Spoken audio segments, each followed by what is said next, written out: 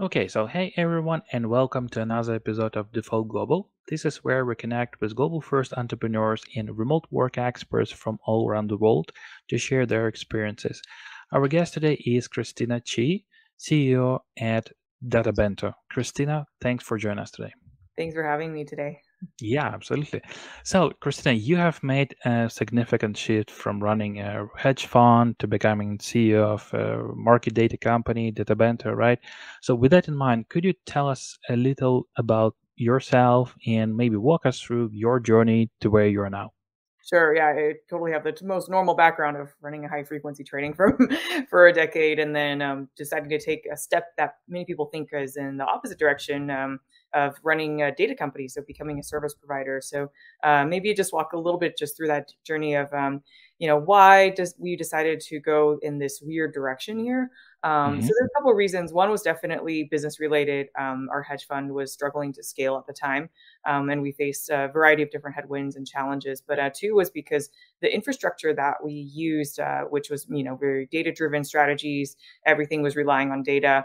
We realized that on the data side, things were very backwards, almost like the same as they were 30 years ago in terms of how data is being sold, in terms of how inaccessible and how pricey the data can be. And so we realized, especially in this environment, right, where back then, a lot of the average trader, yes, was they had six monitors and they were sitting at an office space on Wall Street, and looking at all these different charts and graphs of data. But these days, the average data viewer, you're pulling up stock price from Robinhood or some app on your phone, right? So we're more and more going global, going remote, going into just this kind of era where we want data at our fingertips right away. And so that was kind of how we started the idea for Databento. We were like, hey, we realized we could make data more accessible, more affordable, but also just make it so that whether you're on your laptop or your phone or wherever you're located in the world, that you don't need a physical keyboard, you don't need all this other physical equipment.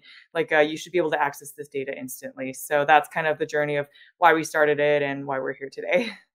Sounds good. Sounds good. And like you mentioned, Databenta provides on-demand market data for startups specifically, right? That, like you mentioned, that previously didn't have access to such information, right? So, with that, can you tell us a bit more about your company itself and how do you help specifically startups at this point? Yeah, for sure. So I will say, yeah, we started off by targeting, startups, and because we were myself, we had run a startup myself, and we were a big data consumer, and realized that these data vendors out there, they don't really, care about their startup audience very much. There's often no discounts, and even so, it's still very expensive. Oftentimes, $25,000 per person per year, and data sold by headcount. There's all these different rules and reporting requirements of licensing that so far no company except for us, we've finally streamlined that entire process. And so yeah, the goal was like, let's help other startups launch faster, help them get the data. And let's say if you're creating a generative AI company, you want to create an AI for finance to predict whether it's the stock price on Wall Street or something else. We were like, here's the data to train on. We get you the APIs instantly, and all of our data is pay as you go. So the pricing starts at 45 cents per gigabyte, which makes it more accessible. So you only have to pay for the data that you actually use. And for many people, startups are exploring. So in a month, sometimes you don't want to explore any data, you don't want any access to it, and so you don't have to pay us anything in those months. And I think that for folks, I think is a business model that makes sense to me, and so far makes sense to not only startups, but I will say surprisingly, we have about 40% of our users today are large institutions. So we do get the institutional users too, who it turns out they also share similar problems of when they onboard new teammates, that new teammate needs a new data license. And so, they'll come over to us as well for various data related purposes too. Or they have data in the front office, but then when you think about the back office or other divisions in the company, they never quite thought about how do we distribute data amongst, other teams. And so again, it's a, easy solution to onboard the data, and they can scale up and down the team with us. So yeah, that's how we kind of solve this problem. Okay, sounds good.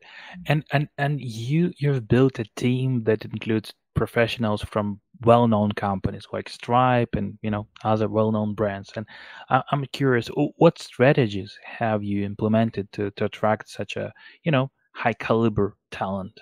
Well, first off, we hire the best people around the world, regardless of location. I think that helps a lot. Of course, there's always limitations. Does every single EOR provider account for every location in the world? No, but it's getting better, and there's more and more coverage. And so, thankfully, we've never had a situation where we needed to hire someone from a country that wasn't covered by some EOR out there. And so, yeah, so that I think that's a big one. Is just let's hire the best people. Let's be remote. I think actually going remote was one of the best decisions we've ever made. So I've obviously worked myself in a in-person environment for my previous company, and then Databento being fully remote now. So we've experienced both environments, and even I was looking, by the way, I was looking at my previous company's expenses, like all of our bills in 2015, 2016, and over half of those bills were office expenses. I was very surprised. It's not just like office furniture and equipment and computers and paper and whatever else people needed. But it was also thinking about like the food we had to order and the perks and the benefits we had to offer.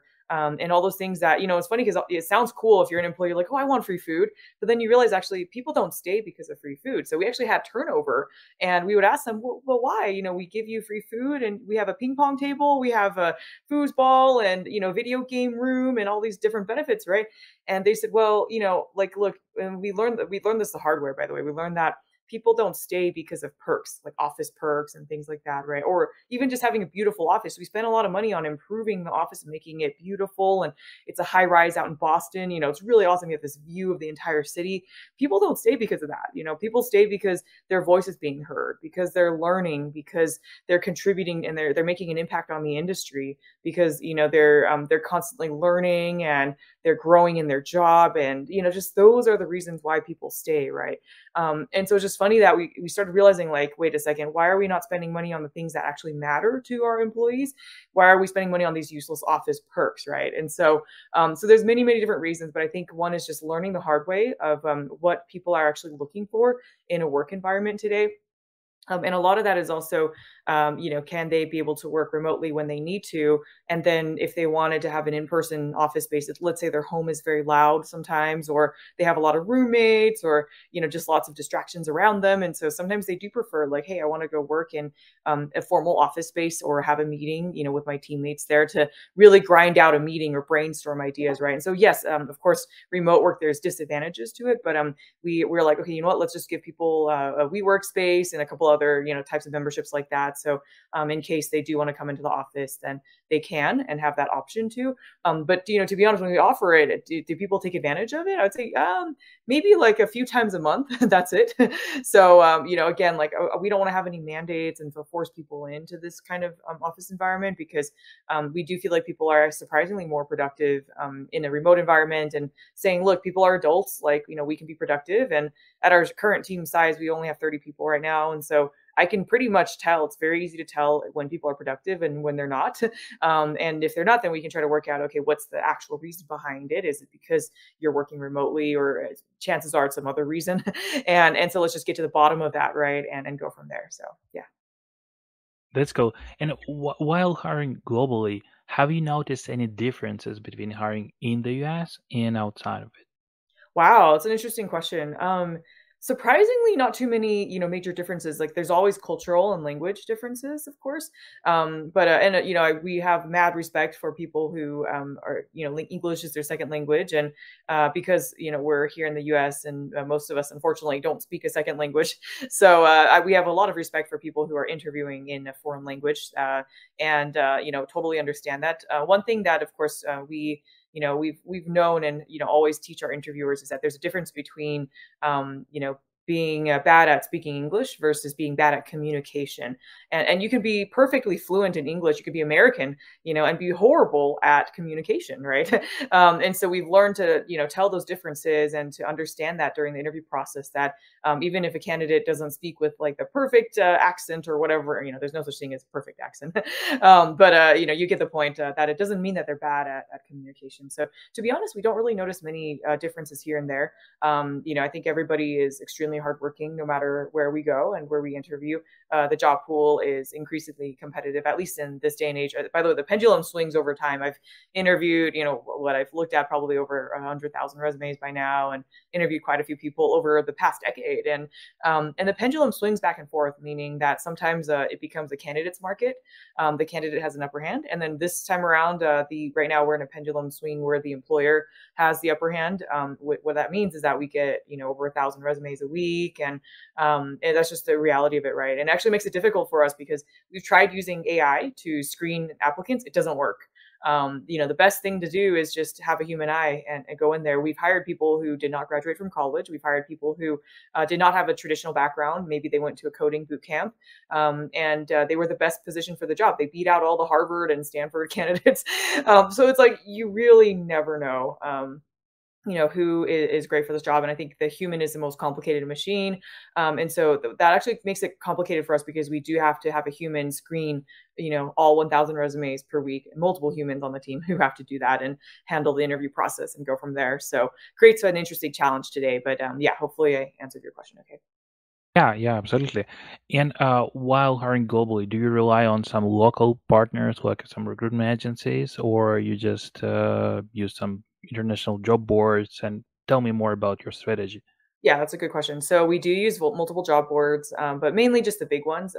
We have tracked data for about 10 years now on a billion, probably about not a billion, but let's say about 30 or 40 different job boards Hmm. over many years. And so we've seen the effectiveness that, for better or worse, almost all of our candidates come from LinkedIn or Google. They apply via the Google job portal there or through Indeed. We might have had one or two candidates from Angel List, and that's it. Like we've tried the smaller job boards, and none of them have been nearly as effective as the major ones that are out there today. And then in terms of recruiting strategy, what else do we do? We do have a handful of recruiters who we do work with. They're highly vetted. We actually do vet them and make sure that they have industry experience. One good way to tell also is just how many mutual connections I have with them on LinkedIn. Are they, because my LinkedIn is I write content for high frequency trading, quantitative trading. We tend to hire people from this industry, and so it's a good time to see, like, okay, do they have the same connections that we do? Are they within our industry, or are they just a generalist recruiter? And so we tend to want to hire specialists who are within our industry, who have knowledge of all the technicalities of the data stuff that we're looking for in our job. So we do that. But one difference that we do that might be a little bit strange to some companies is that we actually standardize the recruiting terms, meaning that we make them sign our term sheet. And we don't change those terms for anybody. So if a recruiter says, hey, I want to work on a different model, an hourly basis, no, we don't do that. Only purely contingency basis. Also because the turnover rate is so high in this industry, by the way, in recruiting, that it just doesn't make sense. We've never had any success on an hourly basis for anybody. And so we only work on our terms, contingency. And it's like a flat, it's like a 20% fee, and that's it. And so if they can either agree or disagree, and I don't, it doesn't matter to us.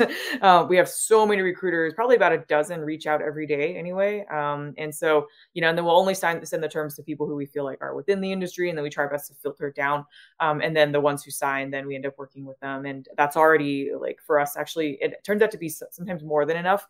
And we end up having to, figure out, okay, how do we allocate these recruiters to the right jobs, and not have too much overlap between roles as well. So, but yeah, all these interesting challenges that we face in this industry. Yeah, that sounds good. And speaking about valid talent, you mentioned this. So probably we at GoGobi we have a community of about like a 10K valid talent, and probably some of them are listening to us right now.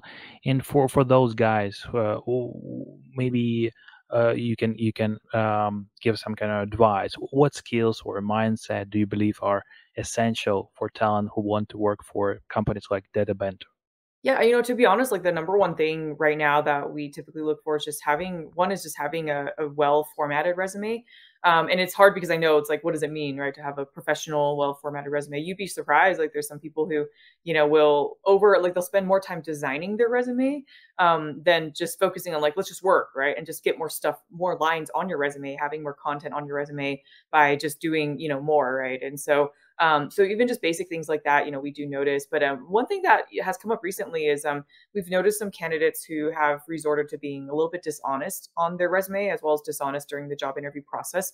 Even small details like, look, if you're a student, you're applying to an internship, and you don't put which date you graduate, you're anticipating on graduating from college, or which date that you entered college even, that's a red flag. That's a huge red flag to me, because it's like, okay, did you, what happened, right? And then we dig further and we discover, okay, they didn't actually go to that school, or they transferred schools, or, they didn't want the dates there because I don't know why. Like, we're going to do a background check regardless, right? So there's recent reasons like that. We've also had candidates who lied about their visa. We, asked them, hey, do you require visa at any point, either now or in the future, right? And we also mentioned, we say, hey, this does not affect your job application, by the way. Like, we sponsor visas, but then some candidates will still put no, and then it turns out they do need a visa very soon. And that does, those kind of little small instances like that are red flags to me. Because look, I get it, there's competition and you want to get your foot through the door, but we explicitly mentioned, like, this doesn't affect your status in your application process, but also, like, just be honest, right? And like, you're causing me more work because we have to pay our lawyers.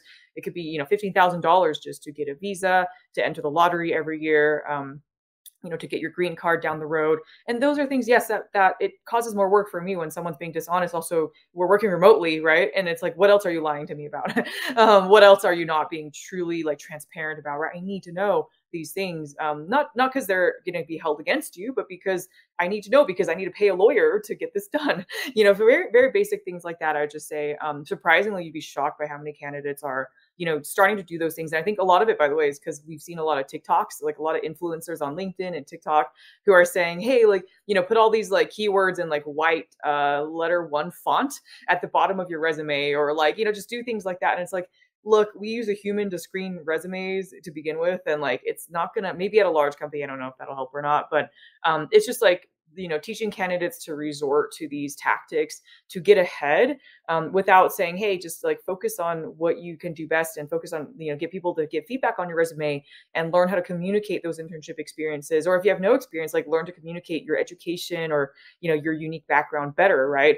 But instead they're like, hey, let's just write a bunch of keywords at the bottom in white font. And that doesn't necessarily like help. And so yeah, just saying, like, maybe these days, my best advice is just like, focus more on honing in, your skills, adding new lines to your resume, getting feedback on your resume from multiple types of people out there in the industry, and then not spend too much time, doing those underhanded tactics, like figuring out how to design your resume or anything like that.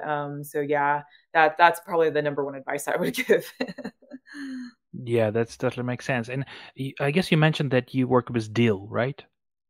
We did work with Deal. Yeah. They're a fantastic growing company, and, obviously very, very successful in the industry. Yeah. Yeah. So my question is, in terms of those guys who work for you, who are based outside of the US. So do you hire them as a contractors, or you use some employer of record services like Deal to hire them as this direct employment method? Yeah, so we ask the employee usually what they prefer. Sometimes it's more advantageous for them to be hired as a contractor, and sometimes Hmm. more as an employee. So, Yeah. but yeah, we use remote to, as our EOR now, to Ah, have, remote. hire Okay. people, yeah, internationally. And basically, yeah, it's the same thing. They just offer the same, similar benefits and retirement, and helping them, just helping to administer payroll and pay the local taxes that need to be paid and stuff like that. So yeah, it's been absolutely very helpful. I'm grateful for this era that there are many EORs out there to be able to help Hmm. with being able to hire our employees. Yeah. Okay. And one of the parts of our audience are basically entrepreneurs, global first executives, and uh, basically they, I guess, might be interested in some other topic to discuss. And basically, I would like to ask about your experience with raising. I know that you managed to raise about 30 mil for Databento, right? So keeping in mind that the current VC market is currently kind of on hold.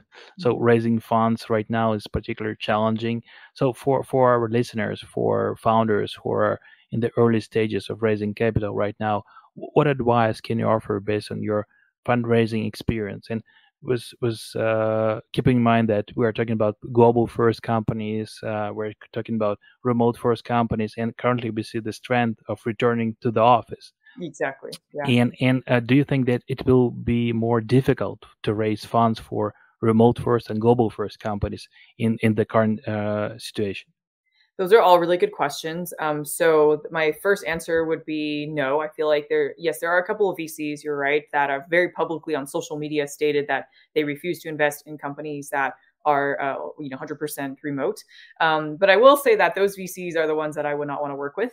If you're too busy posting on social media, being an influencer all day and trying to do these hot takes like that, those same VCs, by the way, 3 years ago were like, remote is the future of the world. It's like the opposite, right? I refuse to invest in any in-person within. If you have an office, then shame on you, right? And now it's like complete opposite. Look, I look back on my previous company with the office and how half of our expenses were office related and how people were still leaving the company.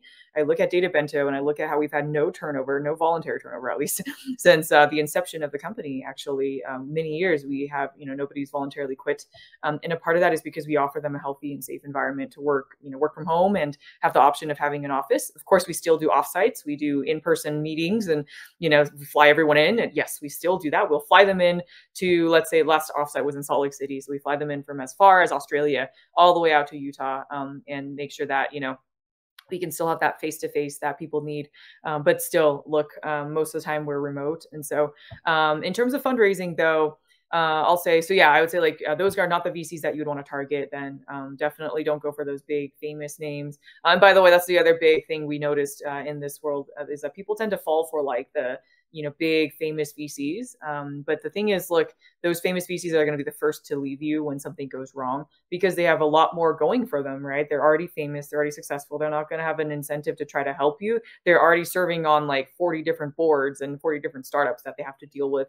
And so if you struggle, like they're not going to come in and try to, help you as much as they might be more likely the first ones to leave, statistically speaking, by the way. This is just based on stats. And so there's a couple of comments there on why you wouldn't want one of those, but also in terms of where we fundraise, I'll put myself in my shoes 10 years ago when we were I was a first time founder back then. We were struggling a lot to raise funding for a company in a non-sexy industry, in a non-traditional industry as well. And so and also fundraising was kind of bad back then. Venture capital wasn't as popular as it is today. And there just weren't that many the startup scene wasn't as great as it was, compared to 2012, right? It just wasn't. It was like we were still around 08, 09. It was still like we're still dealing with the aftermath of that a little bit. And so for me, and I had no connections, I had no money. I was barely just graduating from college. So I had nothing going for me and no connections, no money. I wish my parents could give me $2 million. Nope, I can't. That's more money than they have. And so, unfortunately, we were on our own. And what we did to fundraise was literally I signed up for every single pitch competition in town. Look, we're not a Y Combinator alumni. I don't have the privilege. I've never been a Y Combinator alumni or any like a Techstars or anything like that. We did Mass Challenge because it was free, but we never did like one of those prestigious like really competitive accelerator programs. And so that's my background. But anyway, what I did was I signed up for every single pitch competition in town. I never won a single competition, until we start Databento. Databento wins quite a lot because it's actually like more relevant, and I've gotten hopefully a little bit better at pitching. But back then, never won a single pitch competition. But what we did do was look at the pitch competitions. Someone in the audience says, "Hey, I know someone else. You should meet this other person who is in your industry." And then I meet them, and then they're like, "Hey, I don't want to invest in this, but I know someone who might." And so then they introduce an intro after intro, and finally you meet somebody who's like, "Hey, this will be interesting." And same with over COVID, by the way, we raised a round of funding, remotely as well over COVID, and it was similar but just remote. Over email, and a VC will say, "Hey, this is not like my specialty, and you guys are too late, or your valuation's too high, or whatever the reason is." but I know someone who might be interested in this, so I want to make an intro. And so that happens often. You just have to put yourself out there, and unfortunately, for better or worse, you kind of feels a little bit like you're selling your soul. Put yourself out there, let yourself be judged, let yourself be rejected, and make sure you normalize rejection. It is normal to be rejected. Wasn't it like Airbnb or Robinhood? There's a bunch of companies that were rejected like 75 times, almost 100 times. I was rejected over 100 times before getting a yes, before getting finally somebody who says, I want to be the first investor in your company. So just don't give up. You got to continue going, and be careful about budgeting. It's good to fundraise when you feel like you don't need to. And then when you feel like you need to fundraise, then everything starts getting desperate, right?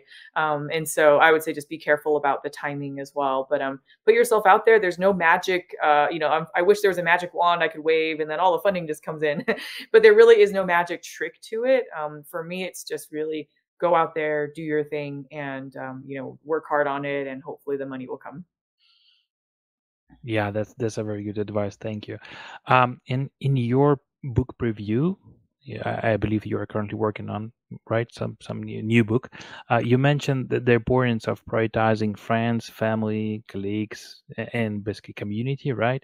So how do you maintain a healthy work-life balance while leading this remote first company, global first company, I can say, and contributing to, I know, to various boards and organizations. So what advice would you give to other executives looking to achieve a similar balance, I would say? Yeah, for sure. Definitely, having a community helps.